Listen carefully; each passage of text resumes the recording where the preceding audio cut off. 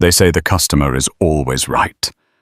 But what happens when a billion-dollar corporation doesn't just get it wrong, but does so with smug disdain? What happens when a gate agent's cruel laughter at a 16-year-old girl's expense isn't just an isolated incident, but a symptom of a sickness rotting a company from the inside out? You're about to hear the story of Maya Monroe, a young black teenager who was publicly humiliated by airline staff for her backpack. But this isn't just a story about discrimination. It's about what happened next. It's about a family that didn't just file a complaint or ask for an apology. They decided to issue the ultimate correction. They didn't just want to fire the staff. They wanted to buy the entire airline. The air in Terminal C of Chicago O'Hare was a familiar soup of anxiety and recycled oxygen. It was the frantic, liminal space where time zones bled into one another, and the collective mood was a low-grade hum of impatience. For 16-year-old Maya Monroe, it was just the final hurdle before a week of sun-drenched freedom in Miami with her cousins. She clutched the strap of her backpack, a comforting weight against her shoulder. It wasn't just any backpack. It was a kaleidoscope of color and creation, a project she'd poured her soul into for the better part of a year. The main body was crafted from durable upcycled sailcloth, but its surface was a canvas of intricate hand-stitched patches. There was a solar system with planets made of iridescent thread, a roaring lion whose mane was a sunburst of golden embroidery, and a tiny functioning LED circuit that made a constellation of her own design gently pulse with light. It was her art, her engineering project, and her personal statement all rolled into one. It was unabashedly unique, a beacon of individuality in a world that often pushed for conformity.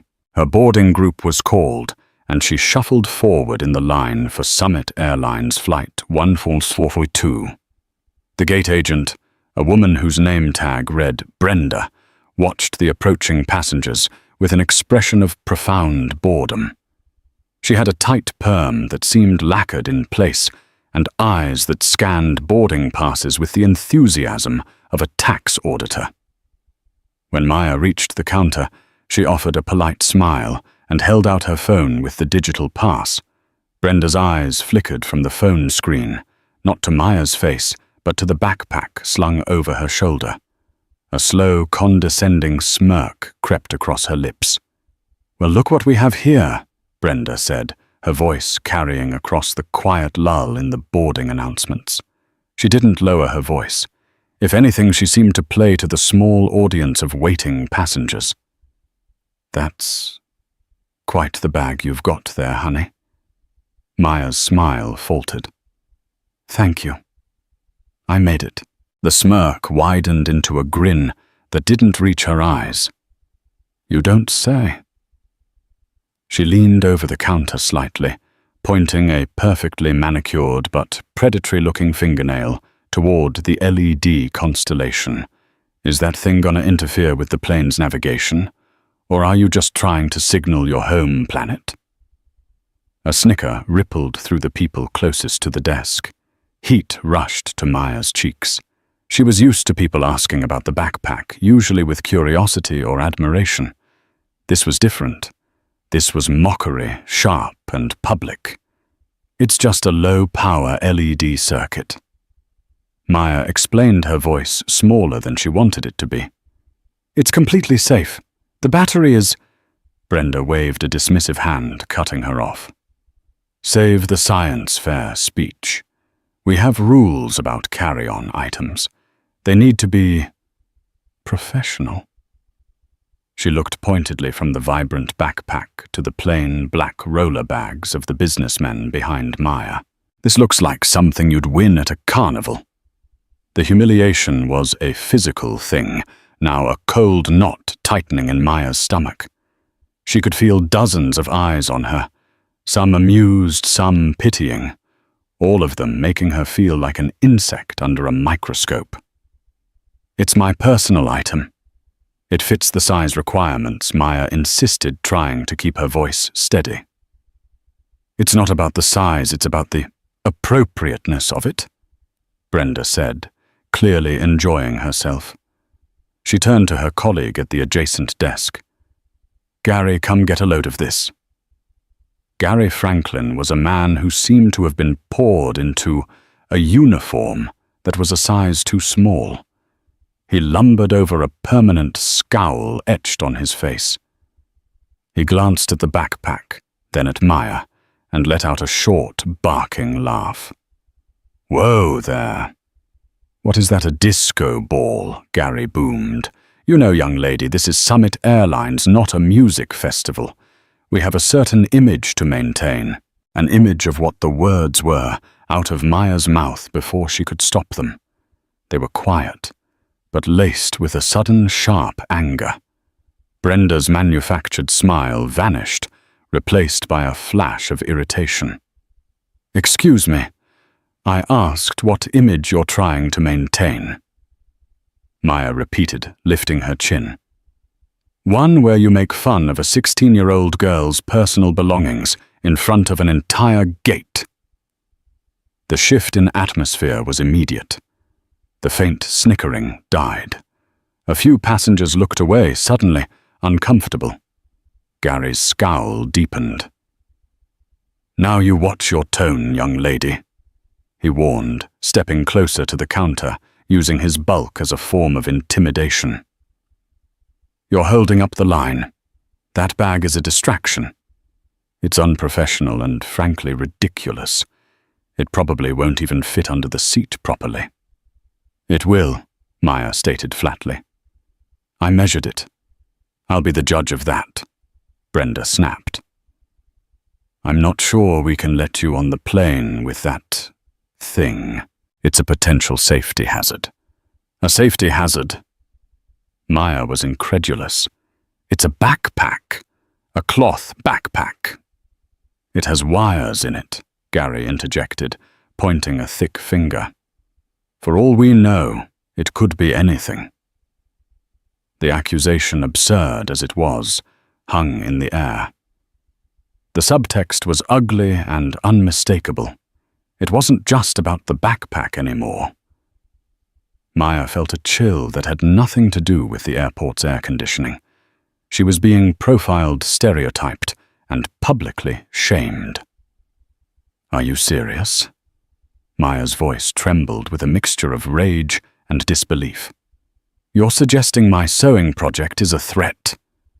A man in a sharp suit behind her finally spoke up. For crying out loud, just let the kid on the plane. It's a backpack. My briefcase has more electronics in it than that. Brenda shot him a venomous look before turning her attention back to Maya. Your opinion was not requested, sir. We have procedures. She squinted at Maya's boarding pass. Look, Monroe, either you check the bag, or you're not getting on the flight. Your choice. Checking the bag wasn't an option. It was delicate. The circuitry was protected, but not designed for the brutish handling of baggage claim. More than that, it was the principle. She had done nothing wrong. Tears of frustration pricked at her eyes, and she hated herself for it. She wouldn't give them the satisfaction. She took a deep, shaky breath. I would like to speak to a corporate representative, she said, her voice gaining a sliver of the formality she'd heard her parents use. Gary laughed again, a harsh, grating sound. You're looking at him. I'm the supervisor, and I'm telling you that bag goes in the cargo hold, or you can find another way to Miami. Defeated, humiliated, and shaking with anger, Maya felt her shoulders slump. She knew it was a battle she couldn't win. Not here. Not now. The glint of triumph in Brenda's eyes was the final insult. With trembling fingers, she carefully detached the small battery pack from the LED circuit, zipped it into her pocket, and let them tag her creation. As she watched them toss it onto the baggage conveyor with a careless thud, She felt as if they were tossing a piece of her away with it. Walking down the jet bridge, her face burning, she pulled out her phone. She didn't text her cousins to say she was on her way. She opened the family group chat and typed a single loaded sentence. "You will not believe what just happened to me at the Summit Airlines gate." Miles away in a quiet, sunlit home office overlooking Lake Michigan. Her father, David Monroe, read the message. His fingers, which had been dancing over a keyboard, designing the architecture for a revolutionary new AI platform, went still. Across the city, in a sleek downtown boardroom, her mother, Dr. Evelyn Reed, was in the middle of negotiating a 9-figure biotech deal. Her phone buzzed discreetly on the table. She glanced at the screen, and the warm, commanding smile she was giving the investors across the table froze, becoming something infinitely colder and harder. The incident at Gate B34 wasn't over. It had just begun. The Monroe home in Kenilworth was a testament to modern elegance and quiet power. It was less a mansion and more a living sculpture of glass, steel, and warm mahogany, designed to blend seamlessly with the shoreline of Lake Michigan.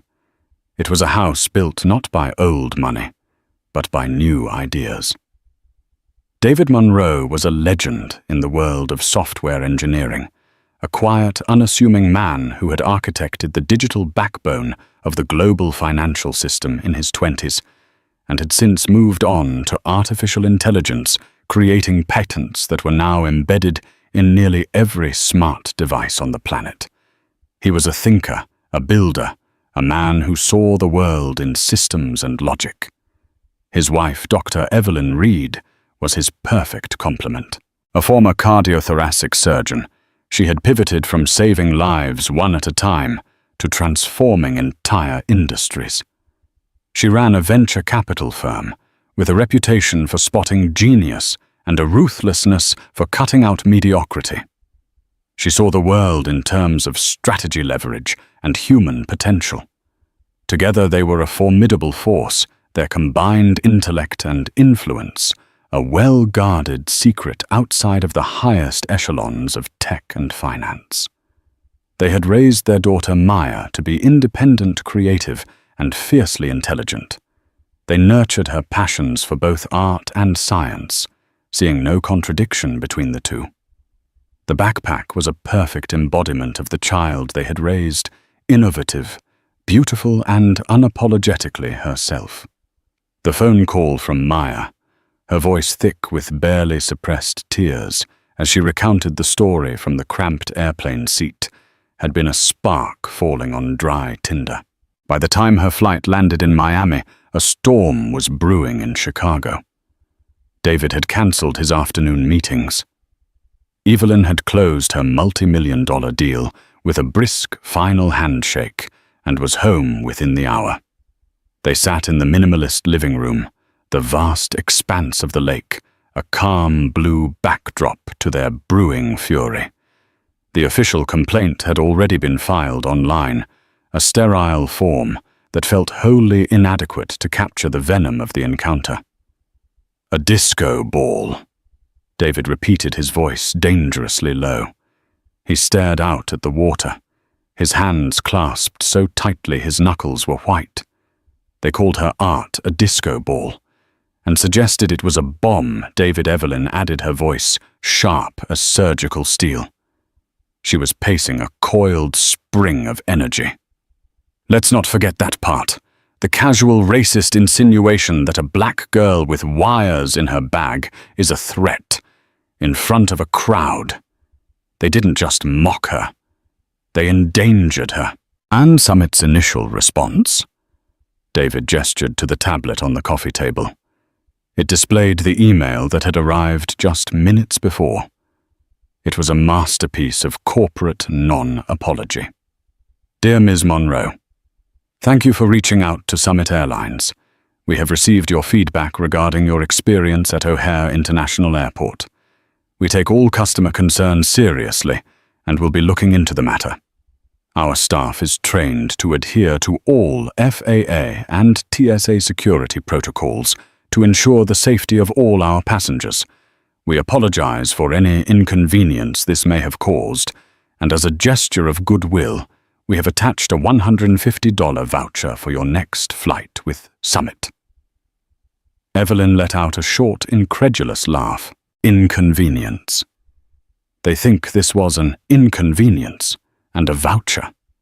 They humiliate our child, imply she's a terrorist, and think they can buy our silence for the price of a one-way ticket to Cleveland. It's a systemic problem, David said, turning from the window. His quiet demeanor was gone, replaced by the intense focus he usually reserved for cracking an impossible line of code. This wasn't just two bad employees. The email proves it. This is the corporate culture. Brush it off, smooth it over, assume the customer is either lying or will be pacified by a pittance. They have a system for handling this, which means it happens often. So what's the move? David Evelyn stopped pacing and looked at him. This was how they worked. She was the strategist. He was the architect. We sue them. We find the best discrimination lawyers in the country. We drag Brenda Gary and the whole damn airline through a public discovery process that will be exquisitely painful for them. David shook his head slowly. A lawsuit will take years. It'll be draining for Maya, forcing her to relive it over and over in depositions. And in the end, what do we get? A settlement.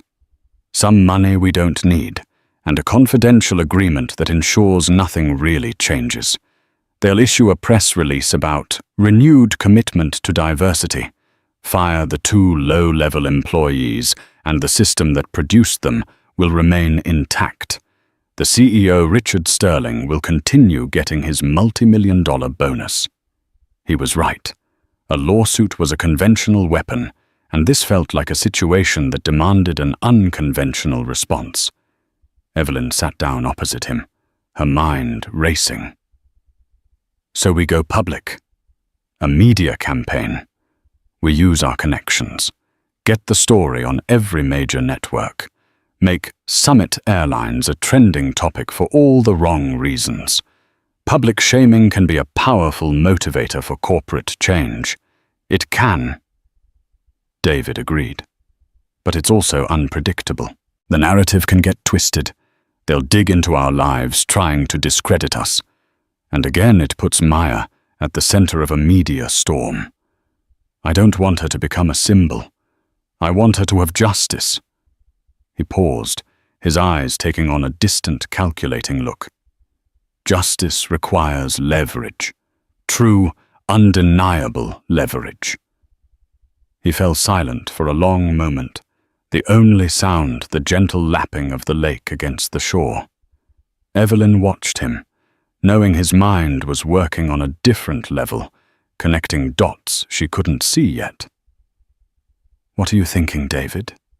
she finally asked. He picked up the tablet again, but this time he swiped away the email and opened a financial news terminal. His fingers flew across the screen, pulling up stock charts, market caps, and shareholder reports for Summit Airlines Group, Inc. SAG. Richard Sterling. David said softly. CEO since 2015. Under his leadership, the stock has been stagnant. Profit margins are thin. They're heavily leveraged with significant debt from a recent fleet upgrade that went over budget.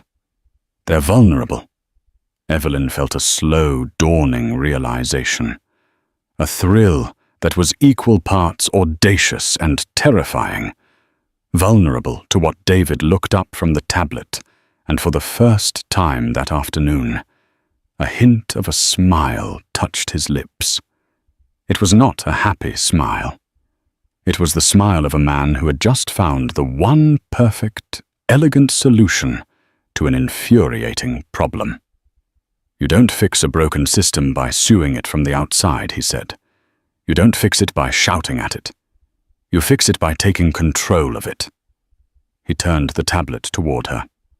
On the screen was the current stock price of SAG and its total market capitalization. Their public float is around 70%. David continued, his voice now filled with a quiet, confident energy. The board and institutional investors hold the other 30. No single entity holds more than 8%. They're completely exposed to a hostile takeover. Evelyn stared at the numbers. Her mind, honed by years of assessing company valuations and strategic acquisitions, began to churn. The idea was insane. It was grandiose. It was the most dramatic, over-the-top, and frankly terrifying solution imaginable. And it was utterly breathtakingly perfect. "You want to buy the airline," she whispered, the words feeling surreal on her tongue. "Not just buy it," David corrected. "I don't want to be a passive investor. I don't want a seat on the board. I want control. We start a shell corporation tomorrow. We begin acquiring shares on the open market, quietly at first, through multiple brokers, to avoid detection. We can get up to 4.9% without filing a disclosure. While we're doing that, our team will do a deep dive. Find the disgruntled major shareholders who are tired of Sterling's poor performance. We'll make them an offer they can't refuse." He leaned forward, his eyes burning with intensity. "We don't just ask for change, Evelyn. We buy the right to implement it. We buy the right to fire Richard Sterling. We buy the right to rewrite their entire employee handbook. We buy the right to walk into Gate B34 and personally terminate the employment of Brenda and Gary. We turn their condescending, dismissive $150 travel voucher into the most expensive mistake their company has ever made. The sheer magnificent audacity of it hung in the air. A lawsuit was a battle. This was a war. It was a move so bold, so far outside the normal rules of engagement, that no one would ever see it coming. Evelyn thought of Maya, of the trembling anger in her voice, of the casual cruelty she had endured. She thought of the smug, dismissive faces of Brenda and Gary, secure in their petty authority. She thought of the insulting, tone-deaf email from a corporation that believed it was untouchable. A slow, fierce smile spread across her own face, mirroring her husband's. The strategist had found her architect's plan. "All right, Dr. Evelyn Reed," said her voice, dropping into the calm, decisive tone she used when closing a deal. "Let's buy an airline." The first phase of the operation was executed with the silent precision of a submarine.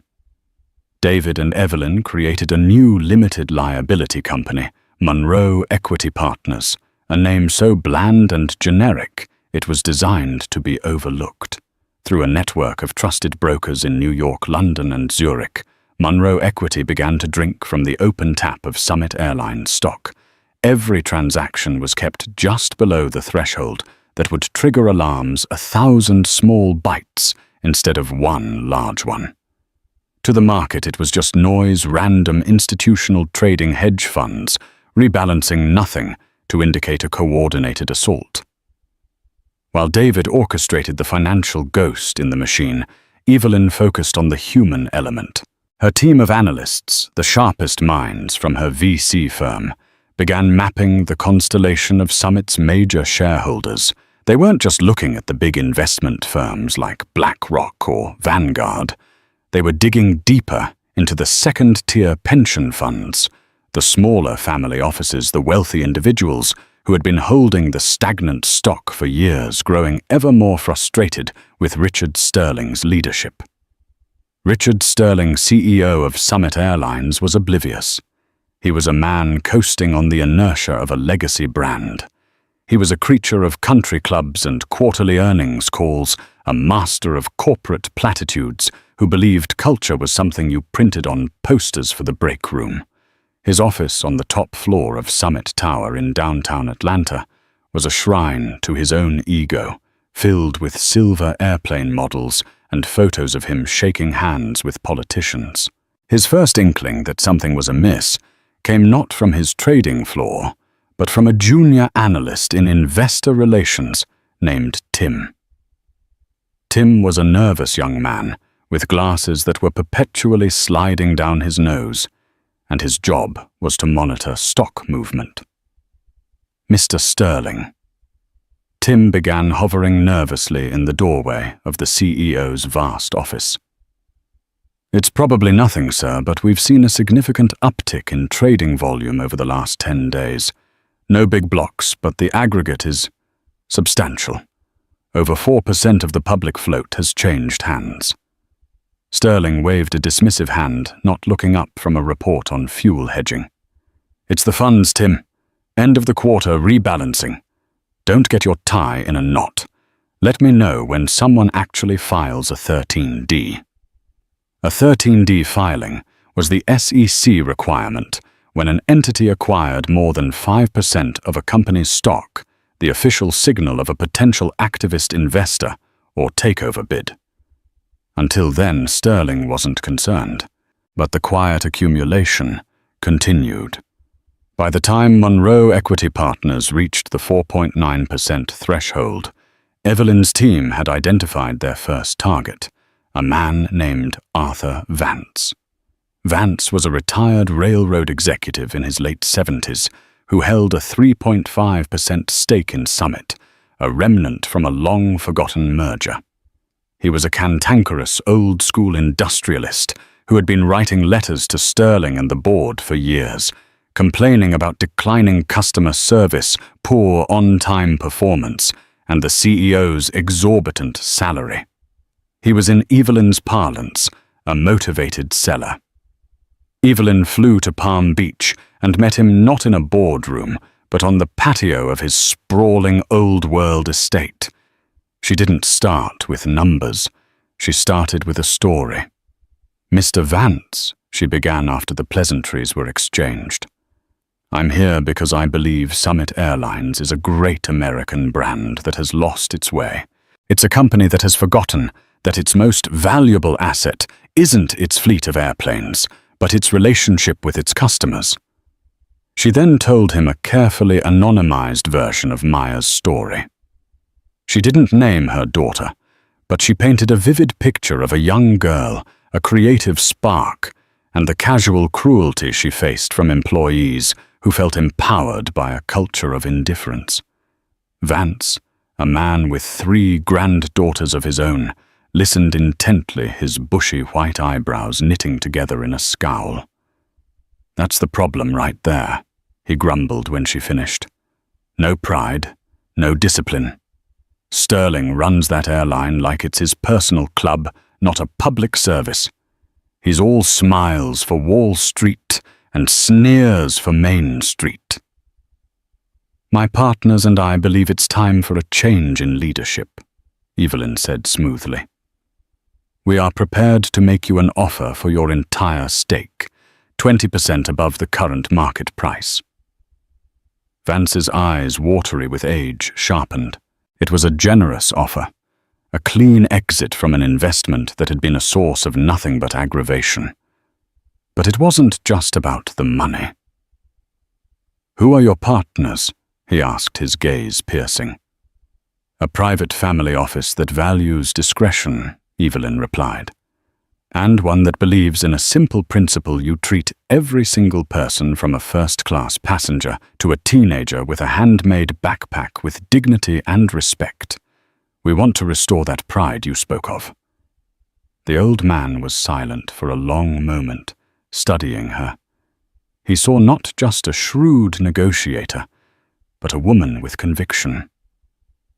"You get me a signed contract by 5 p.m. Vance said, a slow grin spreading across his face. "And you'll have my shares and my proxy for the next board meeting. It's time to give Richard Sterling a wake-up call." With Vance's 3.5%, Monroe Equity now controlled 8.4% of Summit Airlines. The next day, as legally required, they filed the 13D. The document landed on Richard Sterling's desk like a grenade. Monroe Equity Partners. He snarled, throwing the filing down. Who the hell are Monroe Equity Partners? Get me everything you can on them. Now. The problem was there was almost nothing to find. The firm was a black box, a Delaware LLC, with a registered agent and no public face. The panic in Summit Tower was palpable. Wall Street abhors a mystery and a mysterious entity that had just bought a significant stake in your company and wooed away one of your most vocal critics was a nightmare. Sterling immediately went on the offensive. He convened a board meeting and hired the most aggressive defense advisors on Wall Street. He painted Monroe Equity as corporate raiders, vultures who would buy the company loaded with debt and sell it for parts. His PR team began leaking stories to friendly journalists, painting a narrative of an unknown hostile force threatening a venerable American company and its thousands of employees. The first public shot was an article in the Wall Street Journal headlined, "Shadowy Firm Targets, Summit, Airlines Threatening Jobs and Stability." David and Evelyn read the article in their Chicago office, a temporary space they'd leased for the operation. "Shadowy firm," David said with a dry chuckle. "He's painting us as the villains. Of course he is." Evelyn countered, her eyes scanning the article. "It's the classic defense. FUD, fear, uncertainty, and doubt. He's trying to scare other shareholders into sticking with him. It's our move." It was time to step out of the shadows, but not all the way. Evelyn scheduled a call with one of the most respected financial reporters in the business, a woman named Sarah Jenkins from Bloomberg. She gave Jenkins an exclusive, but a carefully controlled one. She revealed that Monroe Equity was a family office, not a private equity fund, and that its intentions were not to dismantle the company, but to reform it. "We are long-term investors," Evelyn told Jenkins, her voice calm and authoritative. "We see tremendous untapped potential in Summit Airlines, but we believe that potential can only be unlocked through a fundamental shift in corporate culture starting at the very top. The current leadership has fostered an environment of complacency and disrespect that is damaging to the brand and ultimately to shareholder value." The Bloomberg article, "Family Office Behind Summit, Bid Sites, Cultural Rot, Vows Reform," was a precision strike. It reframed the narrative from a hostile takeover to a necessary intervention. It was a message aimed directly at the other shareholders. We're not here to destroy value. We're here to create it.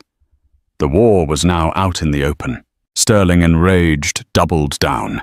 He announced a poison pill defense, a shareholder rights plan designed to make a hostile takeover prohibitively expensive. It was a declaration of total war.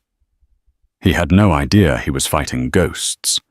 He had no idea the battle wasn't just about stock prices and board seats. He had no idea that his true enemy wasn't a faceless firm, but a 16-year-old girl's memory of being mocked at gate B34, and the two brilliant, relentless parents who would burn a kingdom to the ground to avenge her. The pieces were moving on the board. The quiet accumulation had become a public war. And the Monroe family, armed with billions of dollars and a righteous fury, was just getting started. With the takeover battle now public, the due diligence phase began in earnest.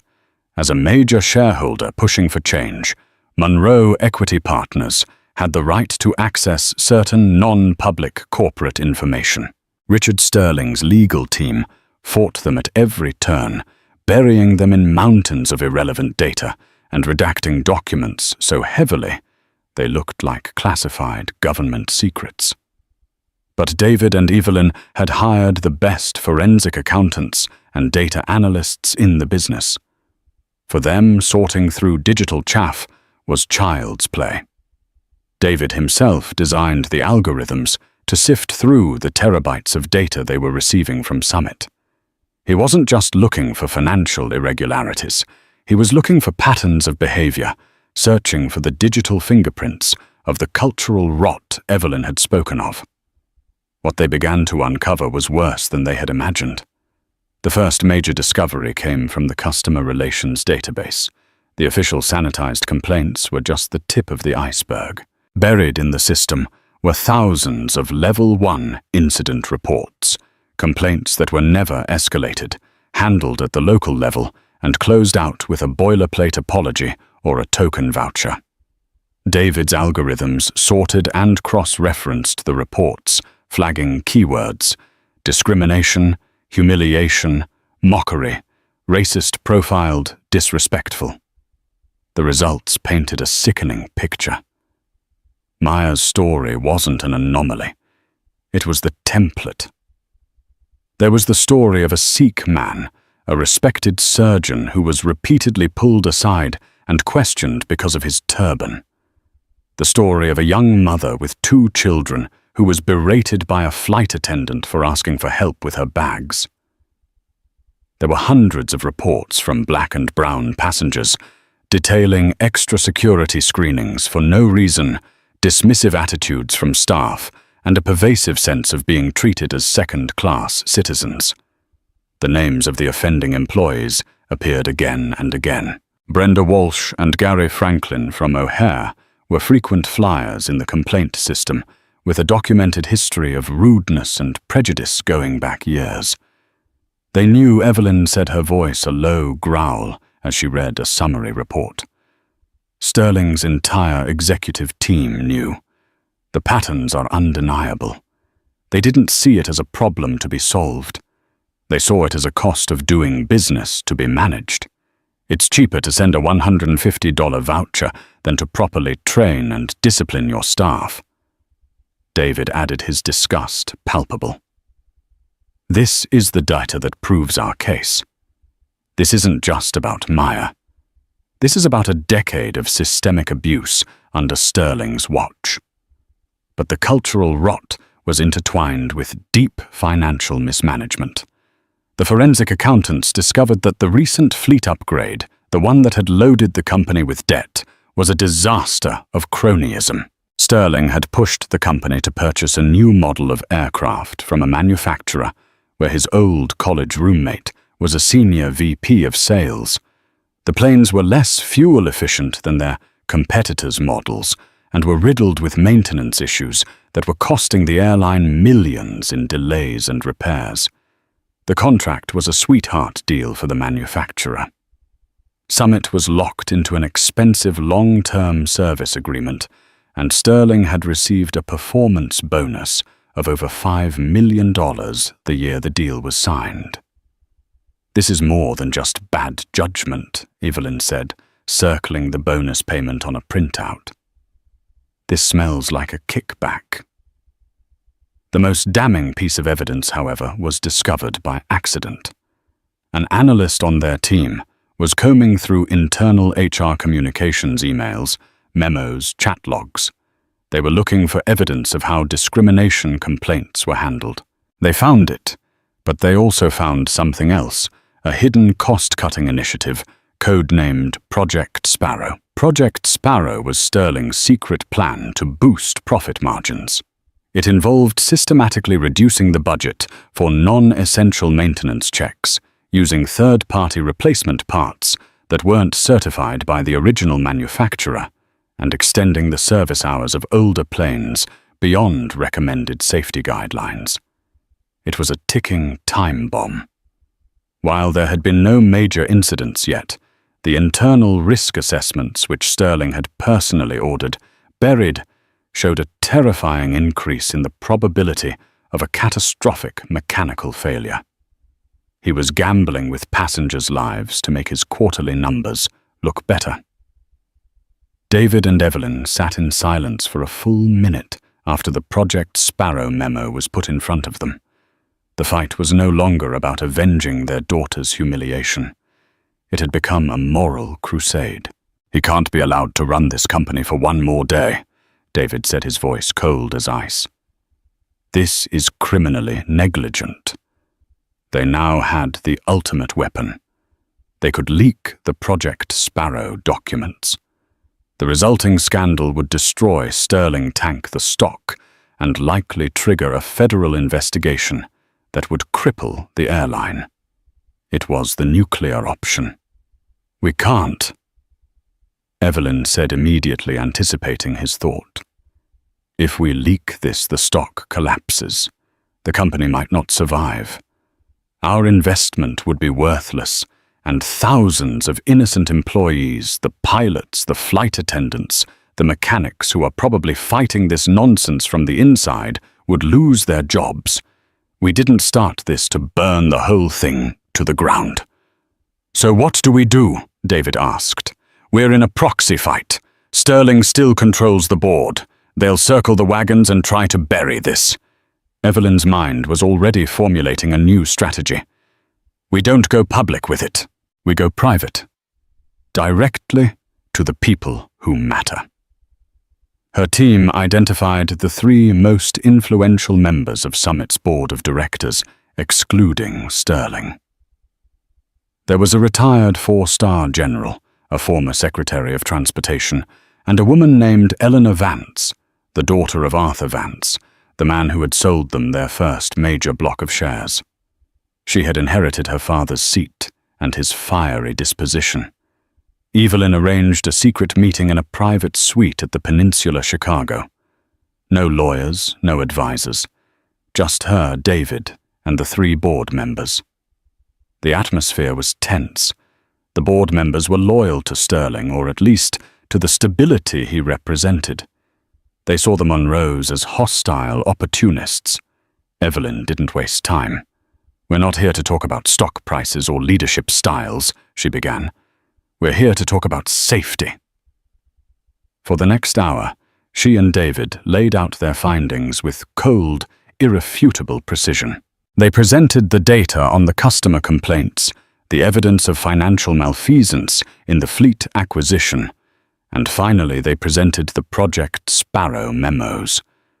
They watched the faces of the 3 board members change from skepticism to shock, and then to horror. The retired general, a man who had sent men into battle, grew pale. The former transportation secretary, who understood the intricacies of FAA regulations, began quietly cursing under his breath. Eleanor Vance was furious. My father told me Sterling was a fool. She said, her voice shaking with rage. He didn't tell me he was a monster. He's been lying to us, to all of us. This information in our hands could destroy the company, David said quietly. But we have no desire to do that. We believe in this airline. We believe in its people. But it needs to be saved from its leader. What do you want? The general asked, his voice gravelly. We want the poison pill rescinded, Evelyn stated. We want the board to publicly recommend our tender offer to the shareholders. And we want Richard Sterling's immediate resignation. You will install a temporary CEO from within your ranks, and you will facilitate a smooth and orderly transition of control to us. In return, this information, she tapped the folder containing the Project Sparrow documents, never sees the light of day. We will handle the safety issues internally quietly and effectively, without creating a public panic. It was checkmate. They were offering the board a way out, a chance to be heroes who saved the company from a corrupt CEO, rather than fools who enabled him. The 3 board members looked at each other. The decision was already made. Their loyalty to Sterling had evaporated in the face of such damning evidence. Their duty now was to the airline itself. The general nodded slowly. You'll have your vote. The war for Summit Airlines was about to end. The Monroes hadn't just outmaneuvered Richard Sterling. They had exposed him. And they had done it not by being corporate raiders. but by being something he could never understand, people who actually cared. The emergency board meeting was held 2 days later via a secure video conference. Richard Sterling joined the call with an air of belligerent confidence. He believed his poison pill was impenetrable and that his hand-picked board would fall in line as they always had. He planned to use the meeting to formally condemn Monroe Equity Partners and rally his troops. He was expecting a fight. He got an execution. The retired general spoke first, his voice devoid of any warmth. "Richard, we have reviewed the information provided by Monroe Equity Partners. We have also conducted our own internal verification. We find the evidence compelling." Sterling's confident smirk faltered. "What evidence? Its lies and distortions from corporate raiders trying to steal the company. Is Project Sparrow a lie?" Richard Eleanor Vance cut in her tone like ice. The color drained from Sterling's face. He looked from face to face on the screen, seeing not the familiar compliant allies he expected, but the cold, hard stares of judges. The trap had been sprung, and he was caught in it. The vote was a mere formality. One by one, they voted to rescind the poison pill. They voted to recommend the Monroe tender offer. And finally, they called for his immediate resignation. Sterling sputtered, threatened, and blustered, but his power was gone. By the end of the hour-long call, he was no longer the CEO of Summit Airlines. His reign, built on ego, greed, and indifference, had ended not with a bang, but with the quiet, merciless click of a leave meeting button. With the board's endorsement, the Monroe tender offer was a guaranteed success. Within a week, Monroe Equity Partners had acquired 51.7% of the voting shares of Summit Airlines. The ghosts in the machine had become the owners. The day the acquisition was finalized, David Evelyn and Maya Monroe walked into the lobby of Summit Tower in Atlanta. The building itself felt like a relic, all dark wood and polished brass, a monument to an outdated mode of thinking. Their first stop was the top floor. The former office of Richard Sterling was being cleared out. His silver airplane models and self-congratulatory photos were being packed into cardboard boxes. David and Evelyn had no intention of occupying the space. They had already designated it as a future employee lounge and innovation lab. Their first official act was to appoint an interim CEO, a well-respected veteran of the airline industry, known for his focus on safety and operations. Their second act was to draft a company-wide memo. It was sent to every employee from the pilots and mechanics to the baggage handlers and gate agents. It announced the change in ownership and leadership. But it was the content that was revolutionary. It spoke of a new covenant with both customers and employees. It promised a top-to-bottom review of safety procedures, a renewed investment in training and equipment, and the implementation of a new robust system for handling customer and employee complaints, a system that prioritized resolution and accountability over dismissal. It announced an immediate company-wide bonus paid for by the cancellation of the executive bonus pool as a gesture of faith in the workforce. And it contained one very specific paragraph. "We believe that dignity and respect are not optional.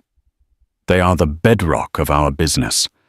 Any employee at any level who treats a customer or a colleague with disrespect, prejudice, or contempt is in violation of the core principles of the new Summit Airlines.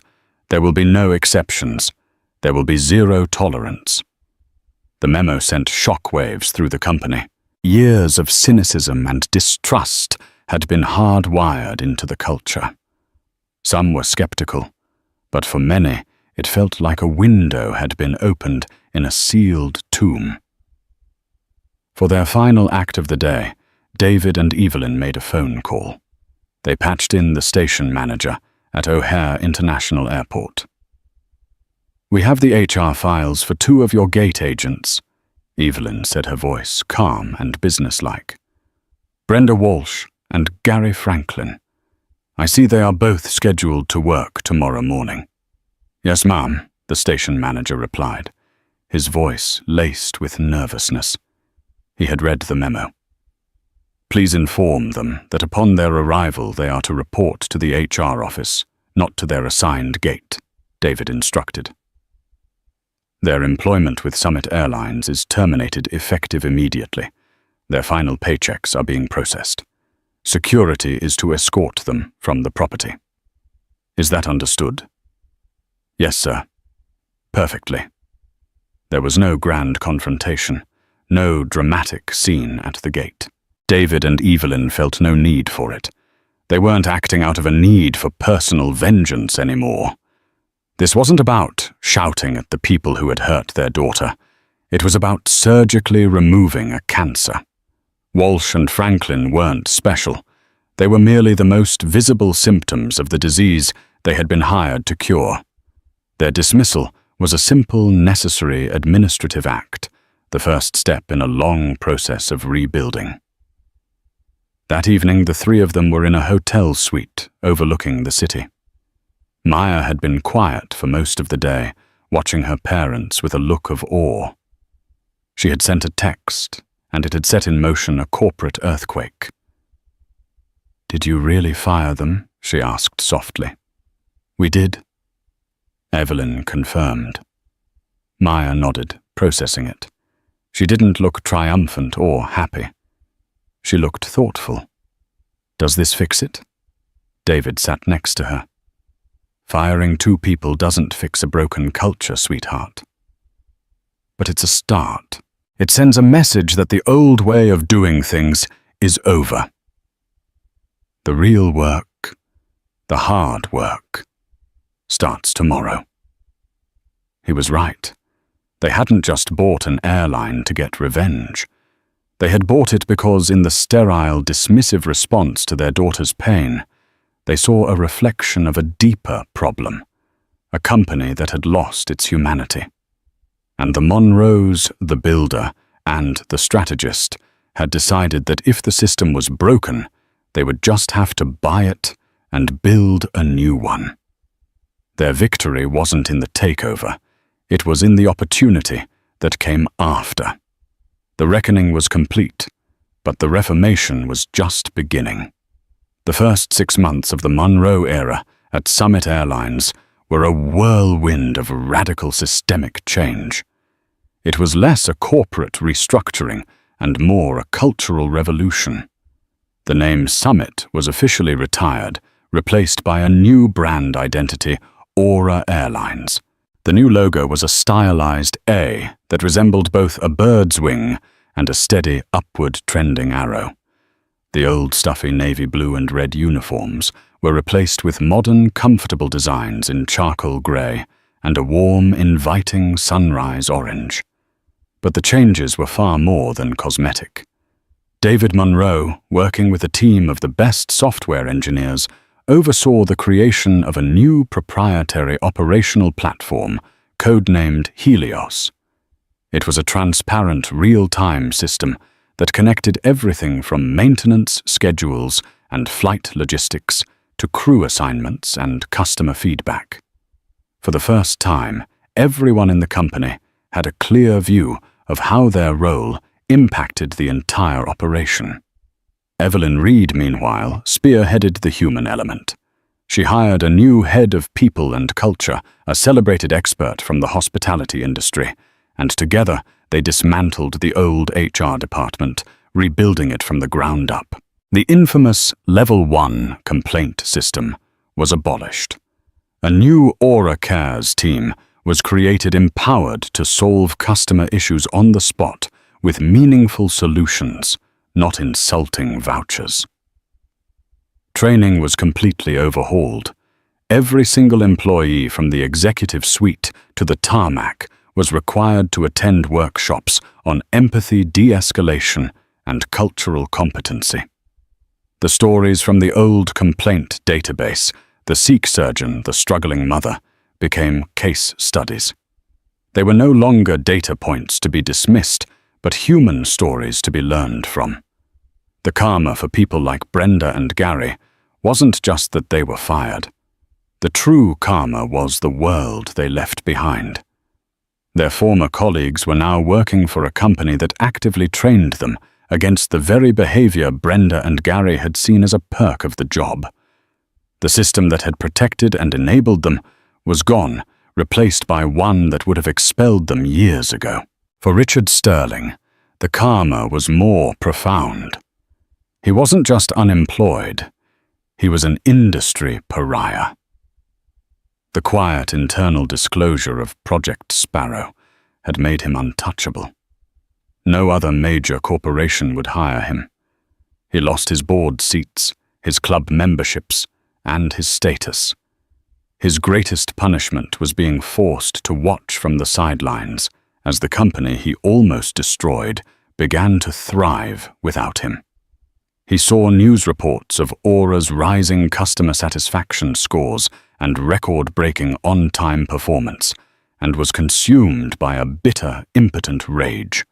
The company's success was a daily public refutation of his entire career. The path for the Monroe family, however, was not without its own burdens. They had won the war, but now they bore the weight of the crown. The airline was no longer an abstract investment or a vehicle for justice. It was a living, breathing entity of 50,000 employees and their families and millions of passengers who depended on them. There was a tense night when a software glitch in the new Helios platform grounded the entire West Coast fleet for 3 hours. David was on a conference call with his lead engineers until 4 a.m., methodically working the problem, the pressure of 1,000 angry passengers and millions in lost revenue squarely on his shoulders. There was the difficult decision Evelyn had to make to close an unprofitable maintenance base in a small town, a move that was financially necessary, but resulted in the loss of 200 jobs. She flew to the town herself, held a town hall with the affected employees, and her firm personally funded a retraining and placement program for every single one of them. It was the right thing to do, but the weight of the decision stayed with her. For Maya, the experience was transformative. She had been the catalyst, but she refused to be just a symbol. She spent the next summer interning at Aura, not in the executive offices, but rotating through different departments. She worked with the design team on new cabin interiors, with the data analysts on passing customer feedback, and even spent a week shadowing the ground crew at O'Hare. One afternoon, she was standing near her old Nemesis Gate B-34, watching the smooth, efficient boarding of a flight to Miami.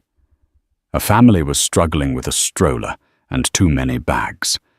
The new Aura Gate agent, a young man with a warm smile, immediately stepped out from behind the counter. "Here, let me help you with that," he said easily, lifting the stroller to help them get it down the jet bridge. It was a small act, a simple moment of human kindness. But it was everything. Maya pulled out her phone and sent a message to the family group chat. It wasn't a cry for help this time. It was a photo of the gate agent helping the family. Underneath, she wrote a single word: "It's working." In that moment, David and Evelyn knew the immense cost and effort had been worth it. They hadn't just bought an airline. They had inherited a massive, complex, and deeply flawed institution, and were slowly, painstakingly infusing it with their own values. The ultimate karma wasn't the punishment of the guilty, but the redemption of the whole. They had taken an act of ugliness and used it as the foundation to build something of value, and they hoped something with grace. The journey had started with a mocked backpack, a symbol of one girl's creative spirit. It had ended with the rebirth of a great company, a testament to her family's belief that some things, dignity, respect, and justice, are worth any price. The story of the Monroe family and Aura Airlines is a powerful modern-day fable about justice. But it's more than just a satisfying tale of the tables being turned. It's a testament to the idea that real change requires more than just outrage. It requires vision, strategy, and the courage to dismantle broken systems and build better ones in their place. They didn't just seek revenge, they sought reformation. They took a painful, humiliating experience and used it as fuel to create a positive force for thousands of employees and millions of customers. What do you think? Was this the ultimate act of karma or an extreme overreaction? Let us know your thoughts in the comments below. If you found this story as compelling as we did, please hit that like button.